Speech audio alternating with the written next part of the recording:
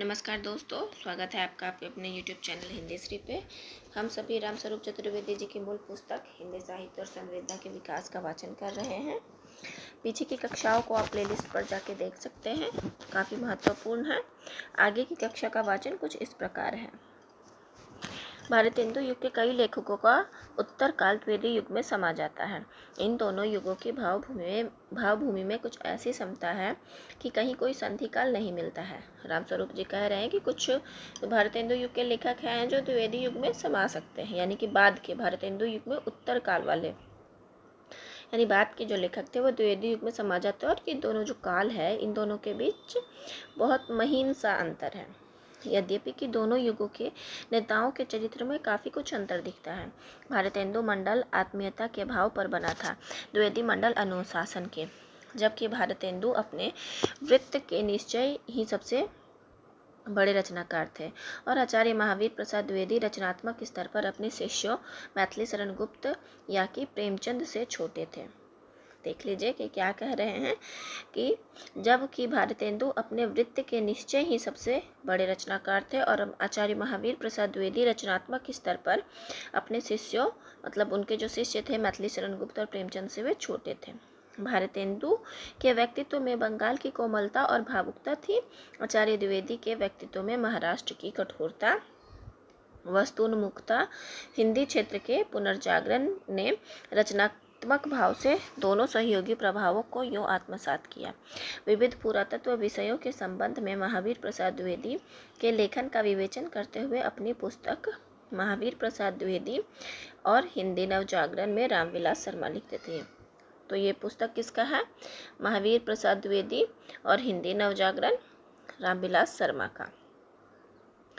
द्विवेदी जी की इस कोटि के लेखन का सीधा संबंध भारत भारती से वैसे ही है जैसे भारत की वर्तमान आर्थिक अवस्था का चित्रण करते हुए वे भूखमरी, जमींदारों के अत्याचार, महाजनों की सूदखोरी और किसानों की तबाही की बातें करते हैं। तो लगता है कि हम प्रेमचंद के कथा संसार में घूम रहे हैं। द्विवेदी जी कथा लेखक नहीं थे और मैथिली शरण गुप्त की तुलना में कवि भी बहुत साधारण थे, किंतु वैचारिक स्तर पर वह इन दोनों से आगे थे। द्विवेदी जी के बारे में कह रहे कि विचार का स्तर पर ये दोनों से वो बहुत आगे थे। इन दोनों के काव्य संसार और कथा संसार की रूपरेखाएं उनके गद्य में स्पष्ट दिखाई देती हैं। इस दृष्टि से उन्हें युग निर्माता कहना पूर्णतः संगत है, यानी कि जो द्विवेदी युग जो महावीर प्रसाद द्विवेदी जी के नाम पर होता है, तो उनके नाम पे वो, यानी कि वो युग निर्माता हुए, तो इस नाम से वो पूरी तरह सहमत है कि हाँ भाई, युग निर्माता उन्हें कहना पूरी तरह से लाजमी है, संगत ठहर रहा है। रामविलास शर्मा अपनी आलोचना के दौरान वैचारिक स्तर के विश्लेषण में सानी नहीं रखते। उन्होंने भारतेंदु, महावीर प्रसाद द्विवेदी और निराला तीनों पर विशिष्ट आलोचनात्मक अध्ययन प्रस्तुत किए हैं, पर जैसा उनका तादाद में महावीर प्रसाद द्विवेदी से बनता है वैसा अन्य से नहीं बनता है। ये भारतेंदु और महावीर और निराला के लिए रामविलास शर्मा का संबंध का बात करते हुए बोलते हैं कि जैसा उनका संबंध महावीर प्रसाद द्विवेदी से बनता है वैसा ना भारतेंदु से बनता है ना निराला से बनता है। और इस प्रसंग में विश्लेषण एकदम सही है कि मैथिली शरण गुप्त और प्रेमचंद का वैचारिक निर्देशन आचार्य द्विवेदी करते हैं, इसलिए अपेक्षाकृत उन्हें रचनाकार होने पर भी युग निर्माता वे ही हैं। वह कला गुरु धन्य है जिसके शिष्य रचना प्रक्रिया के स्तर पर उससे आगे निकल जाए। महावीर प्रसाद द्विवेदी एक और मैथिली शरण गुप्त और प्रेमचंद तथा एक सीमा तक निराला के बीच ऐसा ही स्पर्शनीय संबंध देखने को मिलता है। आधुनिक हिंदी में रीतिवाद विरोधी अभियान आचार्य द्विवेदी सरस्वती पत्रिका के एकदम आरंभिक अंकों से ही चलाते हैं, जिसमें आगे चलकर सहयोग एक और मैथिली शरण गुप्त अपने लेखों के माध्यम से सरस्वती में ही प्रकाशित निबंध हिंदी कविता किस ढंग की हो में देते हैं वो जवाब, और दूसरी ओर सुमित्रा नंदन पंत और निराला अपनी भूमिकाओं और पत्रकारिता से। भारतेंदु युग के बाद हिंदी क्षेत्र में शिक्षा साक्षरता का प्रभाव बढ़ने लगा था। खड़ी बोली कविता और गद्य दोनों के लिए केंद्रीय भाषा बन रही थी। यद्यपि कविता में ब्रज भाषा के कुछ समर्थक अभी अपने मत पर दृढ़ बने थे। 19वीं सदी के अंतिम दशकों में कविता के लिए खड़ी बोली प्रयोग का आंदोलन अयोध्या प्रसाद खत्री ने वैसा ही निष्ठा से किया जैसा नागरी अक्षरों के लिए आंदोलन उसी समय पंडित गौरीदत्त कर रहे थे। देखिए, खड़ी बोली प्रयोग के लिए आंदोलन कौन कर रहा था? तो अयोध्या प्रसाद खत्री। और नागरी अक्षरों के लिए कौन कर रहा था? तो गौरीदत्त। नई स्थिति में द्विवेदी युग के लेखक अपनी रचना नीति को किसी सीमा तक बदलता है। शिक्षा और व्यवसायों के प्रचलन से इस समय तक मध्य वर्ग का स्वरूप बनकर उभर रहा था और अधिकांश में यही लोग देश में समाज सुधार की और आर्थिक राजनीतिक स्वाधीनता के लिए प्रयत्नशील थे। द्विवेदी युग का लेखक इस वर्ग से अपने को जोड़ता है, इसी में वह पनपता है और अधिकतर इसी को संबोधित करता है। भारतेंदु युग के लेखकों के कार्यक्रम में 3 प्रधान अंगों की ओर संकेत किया जा चुका है: पत्रकारिता, नाटक लेखन और अभिनय तथा गजली, लावनी, आल्हा जैसे लोक काव्य रूपों का प्रयोग। द्विवेदी युग का लेखक इनमें से बाद के दृश्य श्रव्य रूपों को छोड़ देता है। उसका बल अब पाठ्य रूप पर अधिक है, फलतः नाटक और लोक रूप छूट जाते हैं। शिष्ट सर्जनात्मक रूपों में उसकी प्रतिभा अधिक निखरती है। कविता, उपन्यास और कहानी पर जीवन की पाठशाला का सतत विद्यार्थी रहने के लिए वह पत्रकारिता का साथ नहीं छोड़ता। भारतेंदु युग के अधिसंख्य लेखक पत्रकार भी थे। यह क्रम आगे बराबर चला। महावीर प्रसाद द्विवेदी, बाल मुकुंद गुप्त, प्रेमचंद, माखनलाल चतुर्वेदी, बालकृष्ण शर्मा नवीन, छायावादी कवियों में प्रसाद निराला, सुमित्रा नंदन पंत, महादेवी, फिर छायावादोत्तर काल में अज्ञेय, शमशेर, रघुवीर सहाय तक प्रधान साहित्य धारा के प्रवाह में सक्रिय सभी लेखक या तो आजीविका के लिए या शौकिया पत्रकारिता से जुड़े रहे। उदारतावादी केंद्र से अकबर इलाहाबादी ने मूल मंत्र बताया: जब तोप मुकाबिल हो तो अखबार निकालो। यहाँ ध्यान रखिएगा कि ये कथन किसका है? अकबर इलाहाबादी का है। मूल मंत्र है जब तोप मुकाबिल हो, यानी कि तोप अगर काम नहीं आ रहा है, वो काबिल नहीं है, तो अखबार निकालिए।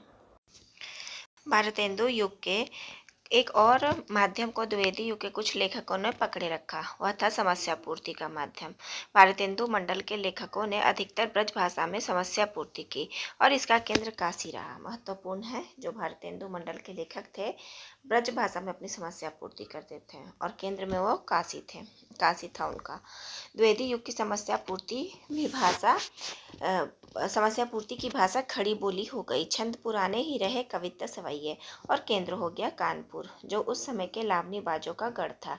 गया प्रसाद शुक्ल स्नेही के नेतृत्व में जगदम्बा प्रसाद मिश्र हितैषी, नत्था प्रसाद दीक्षित मिलिंद, अनूप शर्मा तथा उनके कुछ अन्य सहयोगियों ने खड़ी बोली कविता सवैयों में विशेष रूप से कार्य किया।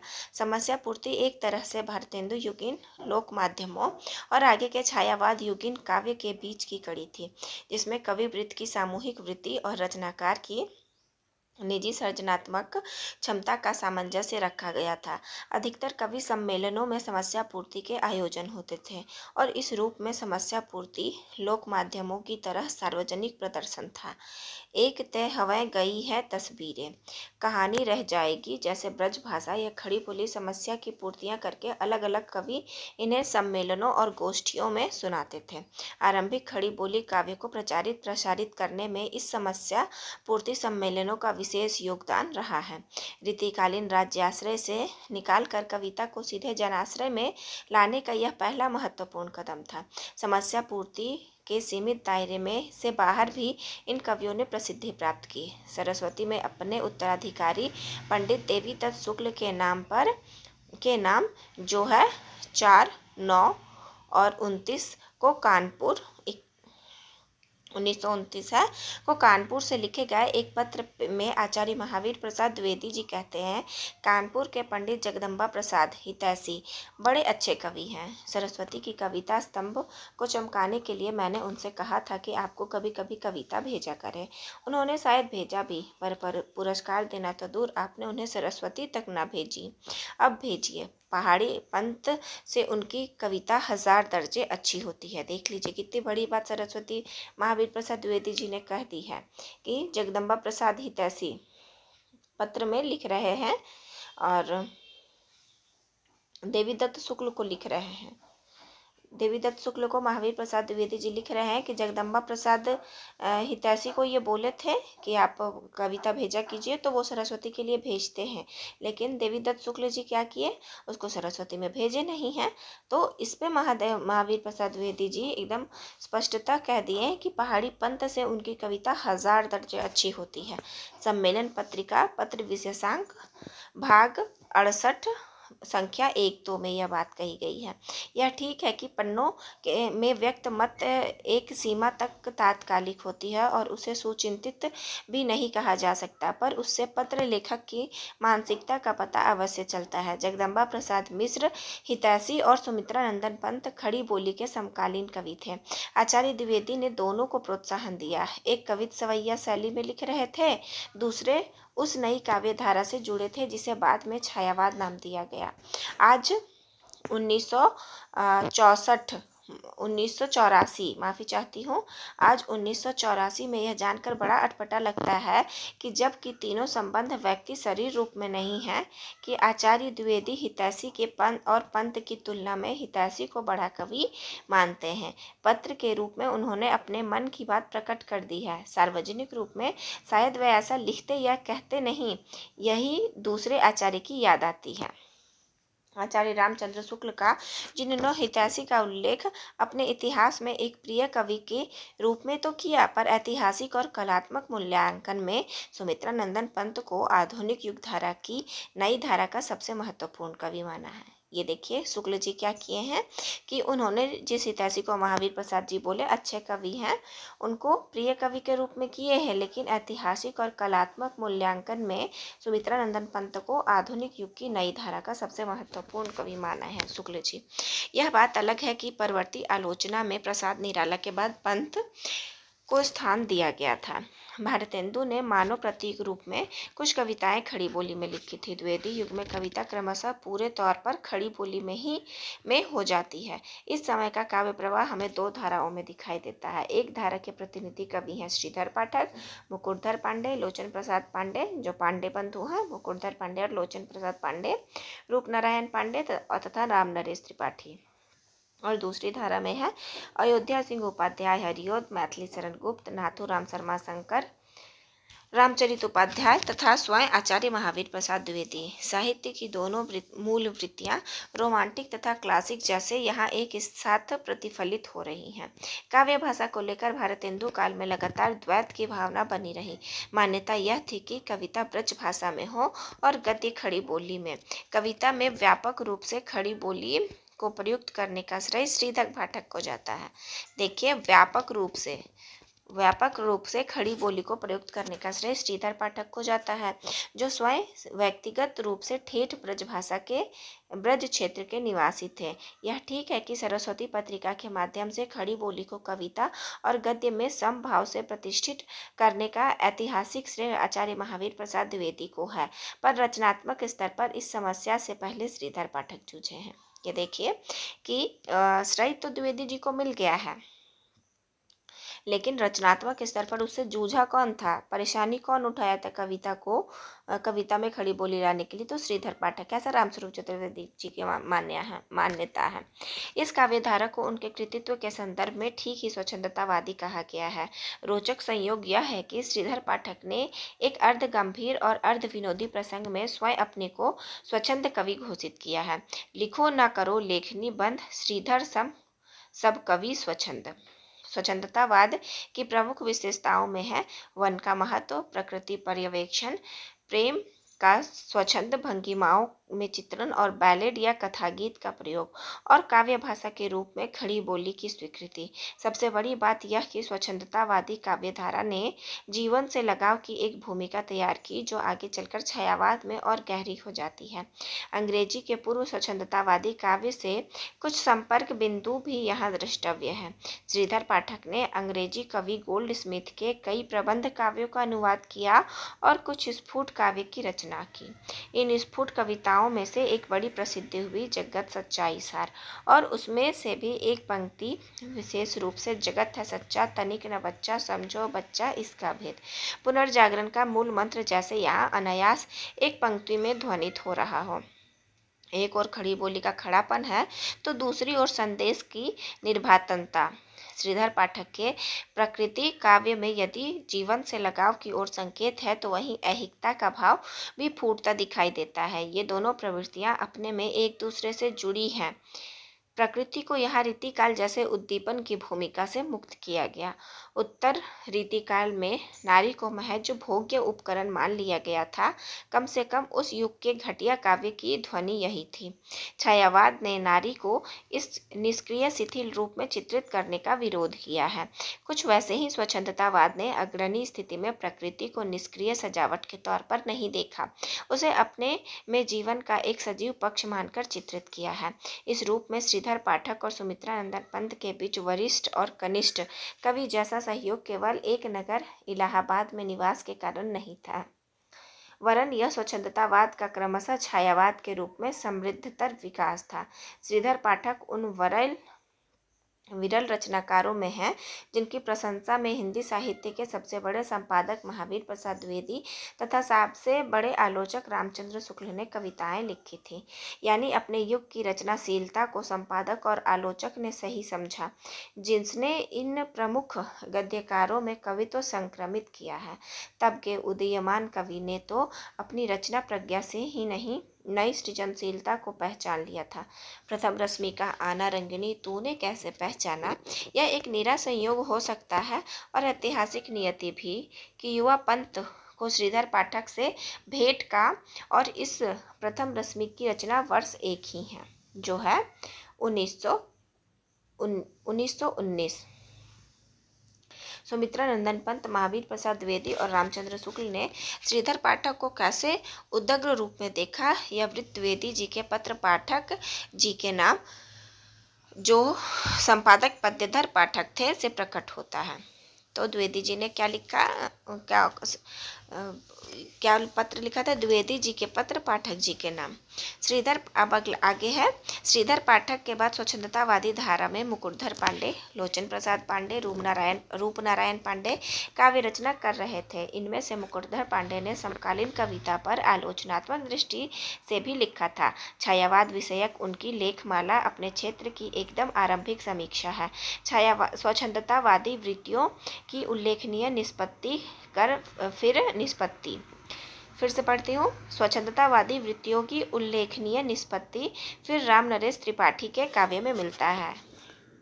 यानी स्वच्छंदतावादी वृत्ति जो थी उसमें जो निष्पत्ति है वो इन लोगों के बाद राम नरेश त्रिपाठी के काव्य में मिलती है। प्रमुख रूप से आलोचक रामचंद्र शुक्ल की स्फुट कविताएं भी स्वच्छंदतावादी भावधारा से प्रेरित हैं। यहाँ देखिए, रामस्वरूप चतुर्वेदी जी कह रहे हैं कि स्वयं जो रामचंद्र शुक्ल जी जो हैं हमारे, उनकी स्फुट कविताएं जो मिलती है वो भी स्वच्छंदतावादी भावधारा से प्रेरित है। राम नरेश त्रिपाठी में जहाँ स्वच्छंदतावाद का सहज उल्लास है, वहीं भाषा का अनुशासन भी पूरा है। राम नरेश त्रिपाठी की कविता में भाषा का अनुशासन मिलता है। श्रीधर पाठक तथा उनके अन्य सहयोगी कवियों में खड़ी बोली का प्रयोग व्याकरण की दृष्टि से दोष रहित न था।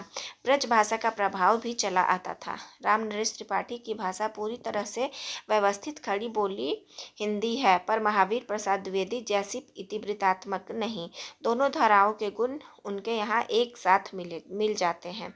मिलन, पथिक तथा स्वप्न शीर्षक कवि के 3 खंड काव्य छायावाद पूर्व कविता की उल्लेखनीय उपलब्धियां हैं। इन खंड काव्यों में कथानक की अपेक्षया सूक्ष्मता तत्कालीन प्रबंध काव्य के गठन में नए विकास की सूचक है। कथानक की यह सूक्ष्मता छायावादी प्रबंध कामायनी जैसी तो नहीं है, जहाँ मानव जीवन की अनेक जटिल परिस्थितियों को संश्लिष्ट रूप में अंकित किया गया है। इन खंड काव्यों में चरित्रों के वैशिष्ट्य का अभाव कुछ लोक साहित्य की भावभूमि के निकट है। इस तरह सूक्ष्म कथा और हल्के रंगों वाले चरित्रों के संयोग में ये रचनाएं एक गोचारणी सादगी लिए है, जो उस जनसाधारण के आरंभिक युग के अनुकूल थी। लोक साहित्य के कुछ अभिप्रायों का भी कवि ने प्रयोग किया है। बहते हुए शव का नदी में से योगी द्वारा निकाला जाना, प्रेमी का पथिक वेश धारण करना, अंत में योगी की कुटी पर अब तक मृत समझी जाने वाली प्रिया से भेंट इन लोक अभिप्रायों से नव विकसित राष्ट्रीयता के भाव को संपृक्त करके कवि ने उसे अधिक व्यापक और ग्राह्य बचना चाहा है। रामनरेश त्रिपाठी का कृतित्व अपने समय के संदर्भ में बहुमुखी है। वे मूलतः कवि हैं। ग्राम गीतों के संकलन का आरंभिक कार्य उन्होंने किया है। कविता कौमुदी रामनरेश त्रिपाठी की ये रचना है। कविता कौमुदी नाम से कई जिल्दों में हिंदी, उर्दू, बांग्ला आदि काव्य धाराओं की आलोचनात्मक सामग्री के साथ संकलन संपादन किया है। गद्य के क्षेत्र में तुलसीदास और उनकी कविता पर विशद आलोचनात्मक अध्ययन प्रस्तुत किया है। महामना मदन मोहन मालवीय की संस्मरणात्मक जीवनी लिखी है। ये देखिए उन्होंने रामनरेश त्रिपाठी की है ये सब। मदन मोहन मालवीय की संस्मरणात्मक जीवनी लिखी है और बाल साहित्य के क्षेत्र में भी विशेष कार्य किया है। अनुशासन की धारा का व्यवस्थित नेतृत्व महावीर प्रसाद द्विवेदी ने किया है, पर इस धारा के पहले बड़े कवि हैं अयोध्या सिंह उपाध्याय हरिऔध। 1914 में प्रकाशित उनका प्रिय प्रवास खड़ी बोली हिंदी का पहला महाकाव्य कहा जा सकता है। न केवल यह आधुनिक काल का प्रथम महाकाव्य है, वरन इसमें एक नई और आधुनिक दृष्टि का उपोद्घात मिलता है। मनुष्य और परम तत्व के बदलते हुए रिश्तों की समीक्षा के क्रम में हमने लक्षित किया था कि माफी चाहती हूँ, आधुनिक काल में मनुष्य संपूर्ण रचना और चिंतन के केंद्र में है। ईश्वर अब व्यक्तिगत आस्था का विषय है, चित्रण का नहीं। इस दृष्टिकोण की पहली सशक्त उद्घोषणा प्रिय प्रवास के रचना विधान में तो मिलती ही है। कृति की लंबी भूमिका में भी कवि ने इसका निर्भ्रांत आख्यान किया है। ग्रंथ का विषय शीर्षक के अंतर्गत हरिऔध लिखते हैं। मैंने श्री कृष्ण चंद्र को इस ग्रंथ में एक महापुरुष की भांति अंकित किया है, ब्रह्म करके नहीं। इस रूप में किसी हिंदी मानस अब विचार के साथ साथ संस्कार में भी आधुनिक ऐहिकता की ओर अग्रसर दिखता है। पुराण कथा के प्रति कवि की दृष्टि में यह पहला महत्वपूर्ण परिवर्तन है, जिसका प्रभाव रचना के समूचे विधान में परिलक्षित होता है। राधा अप्रिय प्रवास में संपूर्णता विरहिणी ही नहीं है, वे अपने इस निजी दुख को सारे समाज के दुख में विलीन कर देती है और समाज सेवा का व्रत लेती है। शताब्दियों के चले आते राधा के चरित्र में यह एक सर्वथा नई भंगिमा हरिऔध ने उकेरी है। वृत्त और चरित्र में हरिऔध ने एक और परिवर्तन किया और खड़ी बोली के संबंध में ऐसे ही मौलिक प्रयोग उन्होंने दूसरी ओर किए। स्मरणीय है कि इस समय तक यह विवाद का विषय था कि कविता खड़ी बोली में लिखी जाए या कि ब्रजभाषा में। स्वयं हरिऔध दोनों आधार बोलियों का प्रयोग कर रहे थे। रस शास्त्र के संबंध में उन्होंने अपने ग्रंथ रस कलश में उदाहरण ब्रजभाषा में लिखे, पर नए युग की अभिव्यक्ति के लिए खड़ी बोली को ही स्पष्ट रूप में स्वीकार किया। देखिए उदाहरण उन्होंने ब्रज में डाला था रस कलश में, लेकिन भाषा उसकी खड़ी बोली थी। प्रिय प्रवास की भूमिका में उन्होंने अपना मत दिया है कि अब मुझे केवल इतना ही कहना है कि समय का प्रवाह खड़ी बोली के अनुकूल है। इस समय खड़ी बोली में कविता करने से अधिक उपकार की आशा है। अतएव मैंने भी प्रिय प्रवास को खड़ी बोली में ही लिखा है। वास्तव में बात यह है कि यदि उसमें कांतता और मधुरता नहीं आई है तो यह मेरी विद्या, बुद्धि और प्रतिभा का दोष है, खड़ी बोली का नहीं। एक बड़े सिद्धांत की चरितार्थता के लिए स्वयं अपने को छोटा करके मानना हरिऔध के काव्य व्यक्तित्व की विराटता का ही सूचक है। खड़ी बोली के पक्ष को भली भांति प्रस्तुत करने के लिए उन्होंने अपनी रचना में उसके कई रंग प्रस्तुत किए हैं। संस्कृत वर्ण वृत्तों में नितांत तत्सम पदावली प्रिय प्रवास में प्रयुक्त की तो एकदम बोलचाल की खड़ी बोली अपने चौबतों में। एक सिरे पर भाषा का रूप था रूपोद्यान, प्रफुल्ल प्राय कलिका, राकेंदु बिंबानना, तो दूसरी ओर मैं घमंडों में भरा ऐठा हुआ एक दिन जब था मुंडेरों पर खड़ा। हरिऔध यदि द्विवेदी युग के पहले बड़े कवि हैं तो मैथिली शरण गुप्त इस युग में के संपूर्णता प्रतिनिधि कवि। खड़ी बोली कविता को लोकप्रिय बनाने में उनका योगदान असाधारण है और विडंबना यह है कि आलोचकीय मूल्यांकन में वे उतने ही साधारण कवि माने जाते हैं। मैथिली शरण गुप्त की महत्ता इस बात में है कि व्यापक लोचकीय अनिक्षा के बावजूद वे आधुनिक काल के एक बड़े कवि हैं। उनकी लोकप्रियता के पीछे कई कारण बताए जाते हैं, जैसे सीधी सरल भाषा, पौराणिक कथानकों का चुनाव, गृहस्थ जीवन की महिमा का आख्यान, व्यापक हिंदू नैतिक मूल्यों का समर्थन और राष्ट्रीय भावधारा की अभिव्यक्ति। पर इन कारणों के अतिरिक्त मैथिली शरण गुप्त के रचनाकार व्यक्तित्व का एक और पक्ष इस संदर्भ में महत्वपूर्ण है। जिस समय वे कविता लिख रहे थे उस समय हमारे समाज और साहित्य में दो प्रकार के अभिजात्य प्रचलित थे, एक राजभाषा अंग्रेजी का और दूसरा पारंपरिक धर्म तथा संस्कृति की भाषा संस्कृत का। जिसके पास ये दोनों प्रकार थे वह बौद्धिकों का सिरमौर था, और जिसके पास केवल एक था वह भी समाज और साहित्य में महत्वपूर्ण था। कवि रविंद्रनाथ ठाकुर और दार्शनिक राधा कृष्णन के नाम प्रमाण स्वरूप प्रस्तुत किए जा सकते हैं। मैथिली शरण गुप्त के पास इनमें से कोई अभिजात्य न था, पर उनके मन में अपने देसीपन का गहरा आत्मविश्वास था। कविता और निजी जीवन दोनों में उन्होंने अंग्रेजियत और संस्कृतज्ञता का आतंक नहीं माना और न ही उसकी अवज्ञा की। वे अपनी खाटी चरित्र में दृढ़ बने रहे। साधारण बोलचाल की खड़ी बोली, हिंदी के जातीय मात्रिक छंद, गृहस्थ जीवन में प्रचलित पौराणिक आख्यान और कुल मिलाकर अपनी साधारणता में विनम्र आत्मविश्वास, ये ही वे बुनियादी तत्व हैं जिनसे मैथिली शरण गुप्त का रचनात्मक व्यक्तित्व निर्मित हुआ है, और इसका स्रोत किसी हिंदू प्रकार के अर्जित अभिजात्य में न होकर अपने सामान्य आस्तिक बिंदु गृहस्थ जीवन में था। इन तत्वों के संयोग में राष्ट्रीय भावधारा आप से आप विकसित होती है। राष्ट्रीयता की भावना को विचारकों ने यत्नज माना है। उनके अनुसार देश की पराधीनता, जो अपने आप में एक असहज स्थिति है, राष्ट्रीयता की भावना को जन्म देती है। मैथिली शरण गुप्त की राष्ट्रीयता पराधीनता के दौर में विकसित होकर भी आत्मीय भाव से सहज है। उसमें आक्रामकता का अभाव है तो वैष्णव भावना की निष्ठा है। ये कई विशेषताएं मिलकर महात्मा गांधी की राष्ट्रीयता के समतुल्य चलती हैं। इसलिए गांधी जैसे राष्ट्रपिता है, वैसे ही वे सहज भाव से मैथिली शरण गुप्त राष्ट्र कवि हैं। ये उपाधियां किसी व्यक्ति या समूह द्वारा प्रदत्त नहीं मानो पूरे राष्ट्र के द्वारा दी हुई है। इस्लाम के आक्रमण ने मध्यकाल में जिस प्रकार भक्ति भावना को उभारा, आधुनिक काल में अंग्रेजी शासन ने उसी प्रकार राष्ट्रीयता की भावना को क्रमशः ऐहिकता की ओर उन्मुख समाज में राष्ट्र भावना जैसे भक्ति भावना का स्थापन बन गई हो। विविध वर्गों की एकता और समानता जिसका घोषित लक्ष्य थी, वैष्णव निष्ठा, अनाक्रामकता की भावना और समूचे देश के लिए राम राज की परिकल्पना, ये साझी विशेषताएं हैं तुलसी और मैथिली शरण गुप्त के काव्य की और महात्मा गांधी के राष्ट्रीय आंदोलन की। इन्हीं महत्वपूर्ण बिंदुओं पर ये व्यक्तित्व एक दूसरे के रचनात्मक संपर्क में आते हैं। मैथिली शरण गुप्त की राष्ट्रीय भावना में न दैन्य है और न पाखंड। प्रबंध काव्य के इतिवृत्तपरक रूप को स्वीकार करके उन्होंने पारंपरिक हिंदू पौराणिक गाथाओं को भक्तिकालीन कवियों के समानांतर प्रस्तुत किया, और यहाँ भक्त कवियों के संबंध में रामचंद्र शुक्ल की टिप्पणी याद हो आती है। मनुष्यता के सौंदर्यपूर्ण और माधुर्यपूर्ण पक्ष को दिखाकर इन कृष्णोपासक वैष्णव कवियों ने जीवन के प्रति अनुराग जगाया, या कम से कम जीने की चाह बनी रहने दी। आधुनिक काल के आरंभिक चरणों में हिंदी प्रदेशीय सामान्य जनता के बीच मैथिली शरण गुप्त का योगदान भी बहुत कुछ इसी प्रकार कहा जा सकता है। भारत भारती में कवि ने अपनी राष्ट्रीय भावना की एक रूपरेखा प्रस्तुत की है, तो साकेत में अपनी भक्ति भावना की।